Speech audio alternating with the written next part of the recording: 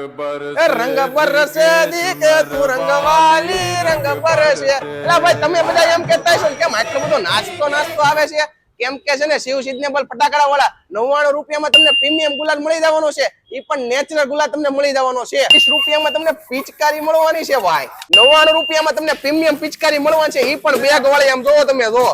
એકવાર ખજાનો જોવો ખાલી 50 રૂપિયામાં 3 પીસ તમને મળી જવાના છે આમ જો ઢગલા મોઢે માલ આવી ગયો છે ઠલવો આમ જો